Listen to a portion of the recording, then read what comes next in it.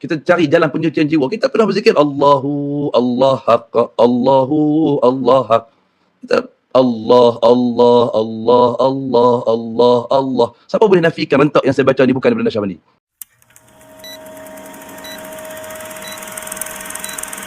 Macam kisah makan Nabi Hud kan. Dulu tahun 2000 makan Nabi Hud tu keadaan masakin sekeliling bukan sebanyak hari ni. Tapi selepas 20 tahun hanya di atas satu kenyataan seorang Habib, kalau tak salah Habib Alwi bin Syihab menyebutkan man bana baitan fi Hud banallahu lahu baitan fil jannah. Zaman jangan hafal pula. Siapa yang buat rumah? Siapa bina satu rumah di Hud, maka Allah akan bina bagi dia rumah dalam syurga. Hari ni orang, saya rasa orang Malaysia pun ada pergi buat pelaburan untuk buat rumah di Hud, untuk dia nak pergi duduk pada bulan Syaban ataupun pada bulan Muharram. Dan fadilat-fadilat ni disebarkan di Kota Tarim tu. Tersebar. Sekarang ni orang Malaysia ada yang pergi Mekah dan umrah haji pun tak rasa tak puas lagi tak pergi situ. Ya. Balik kena ziarah Kena ziarah. Dan ada kami jumpa dengan orang yang balik daripada yang Yaman. di airport tu. Jumpa di airport, dia sebut, dia kata lepas ni baru saya nak pergi umrah. Kerana guru saya pesan sebelum pergi umrah singgah Tarim dulu.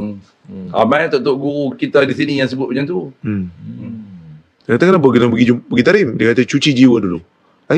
Pergi umrah tu bukan untuk cuci jiwa, kemukaffiratu ma bainahuma kan. Disebut dalam hadis. Artinya benda yang adalah hadis umrah kepada umrah memadamkan dosa kafarat, dosa apa, semua tu tak menjadi berbekas dalam hati mereka, sehinggalah mereka pergi ke tempat yang mana mimpi kata itulah tempat terbaik.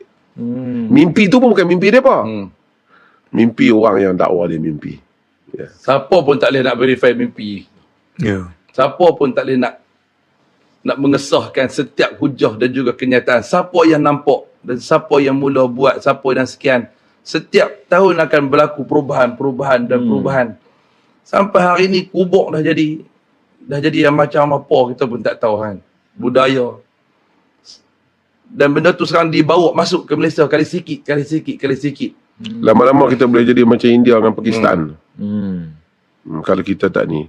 Sebab ada ditulis dalam sebahagian daripada buku aliran Sufi ni yang mengatakan menziarahi kubur yang dipanggil sebagai kutub.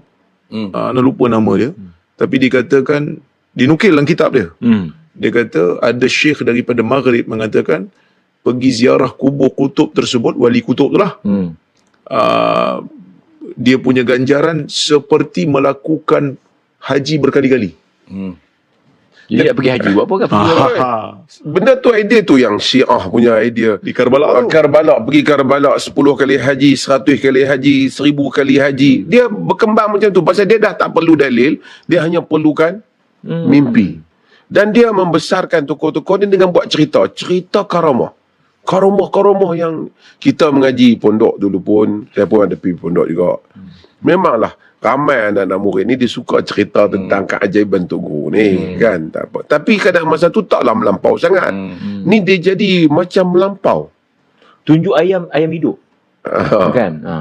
Dan kemudian anak murid ni dia telah memandulkan akal pada yang mereka ikut Nabi pun masih bertanya, ya Rasulullah, hadhi manzilatun anzalaka Allah, kan, dalam hadis Khubbab bin Munzir. Walaupun hadis tu ada sikit sanadnya, tapi yang pentingnya ialah sahabat yang masih ikut Umar bin Khattab bila berucap pun ada orang bagi tahu dia. Kalau sekiranya kau salah, aku akan perbetulkan. Hatta Abu Bakar pun. Tapi bila mai tengok ni, Habib tak pakai baju dengan pakai cucu kutub. Cucu kutub tu apa? Isap rokok. Duduk terkangkang macam ni. Sepatutnya kalau kita kasih kat dia, kita sayang kat dia, kita kena simpan dia elok-elok. Rawat dia elok-elok dalam bilik. Bukan bawa keluar. Tapi ada video tu, nak tengok sehingga masa dia tidur dengan isteri dia kot, dia pun duduk keliling lagi, duduk tengok dia. Duduk tengok ke sufi apa? Tak tahu kewalian dia lah kot. Sampai waktu ke katil dia tidur. Yalah, tak ada lah dia buat apa-apa, tapi maksudnya sampai ke situ. Yang sebelahnya wife dia. Tapi kemudian dia berjalan dengan keadaan macam tu, letak pacak kaki dengan pakaian yang tidak betul aurat. Macam tu pun pengikut masih lagi duk kata ini apa? Fikrah yang tak asal Habib. yang hulu macam ni apa punca dia tu?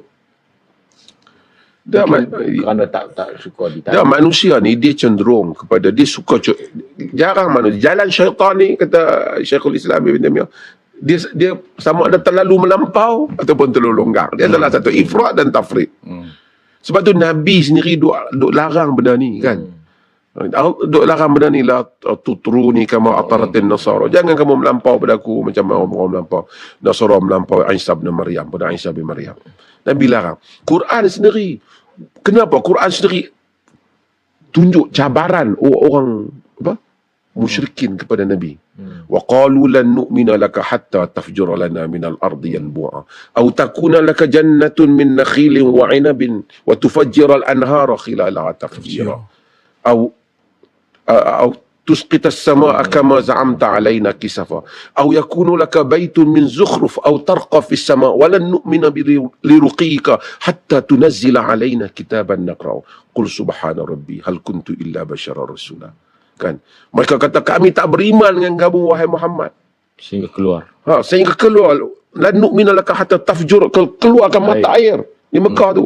Atau kau ada kebun kurma dan anggur yang di tengahnya mengalir sungai-sungai.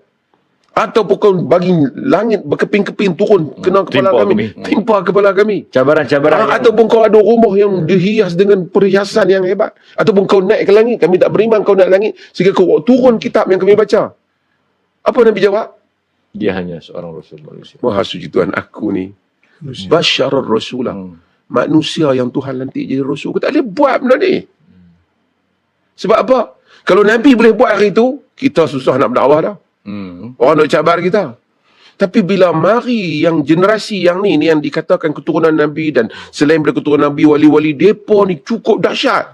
Boleh terbang sana, terbang sini, benda ni, benda Karamah ni. mereka mengubah tabiat agama Nabi.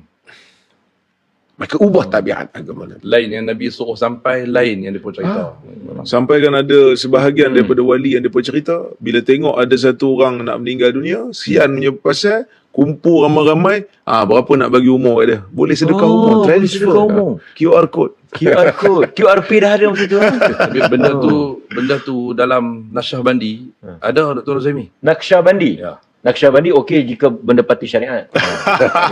Kisah dalam satu speech Syekh Hisham selepas daripada kemangkatan almarhum Syekh Raja Ashman, Syekh Hisham ada sebut berkaitan dengan masa tu Syekh Nazim sedang sakit. Dan cara untuk nak rawat Syekh Nazim tu ialah Dibagi seorang sikit. Syekh Hisham sedekahkan dia punya sisa umur dia untuk Syekh Nazim. Lepas tu Syekh Hisham dia mangkat awal. Sebab tu dia Nasyahbandi ni dengan Syekh Raja memang luar biasa dia punya getaran jiwanya. Tapi itulah nak Cerita lah, cerita sedekah macam tadi lah. Nazim Haqqani ni dia pernah sebut yang Raja Ashman tu akan dilihat semula, akan kembali apabila Mahdi datang. Maksudnya ada video yang memang kita ada video tu. Jadi sebab itu bila kita tengok ada fatwa yang cuba membenarkan dengan syarat ni, kita nak tanya juga jawapan-jawapan kepada apa yang disebut dalam Mufti Perlis yang sangat detail tu, yang bervideo, bukan hanya sekadar ada kitab yang sebahagian kata tak ada SBN tu, tapi sebenarnya kitab tu memang daripada transkrip daripada kuliah-kuliah dia yang ditranskrip oleh orang yang memang kita dah berhubung dengan mereka. Ada video-video juga yang menyebutkan tentang benda tu, tak dijawab, tapi fatwa dibuat, boleh diamalkan selagi mana tidak bercanggah dengan akidah. Ini bukan fatwa. Kalau tu arkam betul boleh balik. Semua tidak Semua boleh. hak mana arkam buat sikit dibandingkan yang Syekh Ayah Nazim tu pin buat. pun boleh balik. Ayah pin boleh tidak amal. bercanggah. Syiah boleh diamalkan jika tidak bercanggah dengan akidah. Apa pun boleh buat. Apa pun kita boleh buat. Ini bukan fatwa. Ini seolah-olah memberikan satu lesen kepada orang awam untuk buat penilaian sendiri. Fatwa sebenarnya adalah satu keputusan setelah kita analisis. Sebab itu bila kita sebut macam ni, dia orang kata, jangan kacau lah pasal diri orang. Kita komen tu pun yang pertama atas dasar ilmiah. Yang keduanya, wilayah persekutuan ni kan kita berada dalam persekutuan. Jadi bila wilayah persekutuan, maka kita pun ada hak untuk berbicara. Kerana fatwa persekutuan, negeri kita berada dalam persekutuan. Betul. Satu lagi dengan cara dia buat macam ni. Dulu kita bincang hal ni. Yalah, tapi benda ni mesyuarat kan. Salah satu alasan kenapa setelah lama berpuluh tahun dah hakim dia kata tak boleh, nak boleh. Salah alasan, keseluruhan alasannya ketika itu kerana ada pihak atasan tertentu meminta supaya fatwa ni diubah. That's all. Dan sehingga saya ingat ada satu mufti kata, saya setuju, dia kata kita ni berfatwa bukan kerana ada sekian-sekian orang besar kehendak di mana yang kata suruh kita ubah fatwa berdasarkan ilmu. Tapi dia kata semua orang dah ni nak kita kena raih kalah. Itu yang jadi macam tu. Jadi sebab itu kadang-kadang yalah, Kesian dekat umat lah. kesian kat umat. Dulu saya tak kata siapa-siapa, termasuk diri kita sekali lah. Umum lah, tapi jangan buat satu benda yang tak mahu kata ulama syuk apa kita ni kan, tapi na'udzubillah. Scholars for dollars. Tak boleh. Kan. Scholar for dollars. Tokoh untuk duit. Yang tu bahaya. Pasal apa? Pasal saya jawatan ni kalau nak buat macam lagi dia tak boleh sambung. Yang tu lah. Yang tu yang kita tak mahu. Bahaya. Dengan satu tanda tangan yang kita beri, kita telah mengatakan satu benda yang karut, yang sesat, dibenarkan dan orang faham. Mungkin kita letak caveat, kita letak selagi mana tidak bercanggah dengan akidah. Tapi orang awam faham macam mana? Dibenarkan. Ini yang kita Sebab takut. dia memang dimulakan dengan dibenarkan. Ya. Jadi Jadi sebab letakkan itu pula sebagai tarikat yang muktabar, pernah diamalkan lah apa dan sebagainya. Kita bukan tajuk macam hari ni orang kata kita kepanasan, Wahabi kepanasan, Wahabi fras lah apalah. Ini kita selalu beritahu dalam kuliah kita bukan tajuk kita fras. Kita sekarang kita masa kita dah terlanjur dalam dunia tu. Lepas tu saya sebut semalam yang dipekat masuk dalam surah sunnah kan. Ustaz, ada ni ada 3 sanad. Kita mencari, kita mengembara. Kita baiat di rumah di zawiyah Syekh Raja Ashman di Bukit Damansara. Kita baiat dengan Syekh Hisham di rumah Dr. Zul di Pulau Pinang. Tak puas lagi 2 sanad. Nak cari lagi Syekh Adnan mai pula di Bukit Damansara. Terbang pergi pula nak cari Syekh Adnan, nak ambil cuma dengan Syekh Nazim tak sempat. Kita pun boleh nak Syekh Nazim boleh.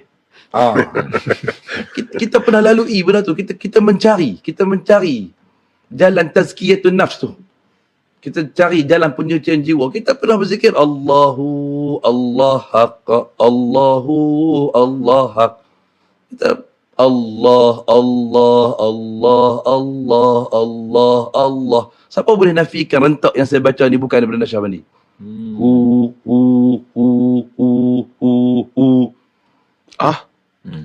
Yang aliyah tak ada. Aliyah tak ada. Lepas tu kita ada selawat. Kita mula dengan Bismillahirrahmanirrahim. Orang suka macam doktor sebut. Orang ni dia suka entertainment. Bila masuk satu majlis ada roh. Bismillahirrahmanirrahim. Bismillahirrahmanirrahim. Bismillah. Sama Ustaz Zila mai baiat kan? Dengar pun dah kelentok ni. Last tutup dengan selawat. Selawat pun sedap. Allahumma salli ala sayyidina Muhammadin nabil ummi wa ala alihi wa sahbihi wasallam. Allah. Tapi kita bukan isu zikir-zikir ni. Sangat nak kepercayaan. Kepercayaan bentuk kerja buat semua tu. Ya, tapi dalam masa yang sama kita ingatkan juga orang yang tak ikut benda-benda ni. Kita dalam Islam bukan badil, kita dah ada zikir-zikir yang banyak. Kadang-kadang dia rasa dia kosong, seorang tu. Kita kosong tu pasal entah punya pilihan. Padahal zikir, kita kuliah kita ajak zikir. Kita pagi petang, baca, kita pun ajak kalau boleh zikir sehari biarlah sampai beribu zikir kalau boleh. Pagi duduk, nak pergi kerja ke duduk seorang, berselawat biar beratus kali selawat sehari. Beribu istighfar. Itu memang kita, ni dah setiap orang yang melakukannya, dia akan merasai nikmat ruhi tu dalam diri. Tapi bila dia yang tu pun tak buat, benda dia tengok orang tu buat, dia rasa dia tak pergi cari kat situ pasal dia rasa dia kosong. Hang kosong pasal hang tak buat sunnah tu. Cuba hang buat yang sunnah tu. Tapi satu lagi nak cari yang rare tu. Yang ni isu tu lah, isu zikir-zikir Nabi ni dia tak rare. Mari tak rare. zikir-zikir Tok Syekh ni. Ya. Oh, dia kena ada Lil sanad-sanad tu. Ha? Sebenarnya zaman dulu ada satu golongan, memang golongan pemasuk hadis, dia nak baca hadis yang biasa tu dia rasa macam alah ini terlalu masyhur hadis-hadis macam ni, maka dia baca hadis palsu ni lil ighrab, nak bagi orang rasa macam wow. Dia ada wow factor. Wow factor kan. Dia lebih sikit pada orang lain. Ya. Memang ada. Akhirnya macam perjalanan kita lah, tak tahu lah orang nak tanggapi apa, tapi kita tak ada rasa apa kan. Kita kosong dalam pencarian, kita rasa kita jauh. Bila kita jumpa hadis-hadis macam Nabi kata ittabi'u kan, ikut wala tabtadi'u. Jangan. Kalau lah benda tu baik, ada bentuk lafaz apa ni, khatam zikir khawajagan yang ada dalam Nasyabani ni, jika betul kan, kalau betul mesti dia damai dengan riwayat-riwayat yang ada dalam Bukhari, Muslim ke apa. Ni nak cari sanad pun tak jumpa. Sanad terputus kata kan. Sanad kepada zikir-zikir tu. Sanad kepada guru ke guru lah. Nasyabani kan pun pecah berapa cabang. Dengan Mujaddidinya, Khalidinya, dengan Kemudian akhirnya kita nak siapa yang nak terima amalan ni, kan? Tok guru kita ke, siapa ke, kan? Akhirnya terima ni kita kena tahu Allah Ta'ala. Wakil dia tu Nabi kita Muhammad. Nabi dah kata laqad kafaitum. Semua lidah yang Nabi tinggal dia semua dah sempurna lah. Bila fikiran tu tak ada, dia tak boleh, dia tak betul kompas dia tu. Tapi bila fikiran kita tu ada tentang betapa perlunya mengikut sunnah ni, kita buat apa-apa kita akan teringat. Kita nak takbir, kita teringat macam mana lah dia. Kita nak sujud, kita teringat macam mana itu Nabi fitrah sujud. yang sepatutnya. Dia sentiasa kita akan berbalik Nabi buat macam mana. Kita nak baca, walaupun nama mazhab ada, kita tahu mazhab pun ambil daripada, tapi kita nak tahu, nak dengar sendiri macam mana hadis tu Nabi buat, supaya kita nak follow. Tapi bila yang tu tak ada, dia duduk cari, Tok Guru ni buat macam mana? Oh, kena ikut dia. Tok Guru ni tengok buat macam lain pula. Dia tak tahu, dia dalam pencarian yang tak kesampaian, sehingga akhir hayat dia. Tapi kalau dia tahu akhir matah dia ialah pencarian dia itulah Rasulullah, dia insya-Allah dia tak kelabu.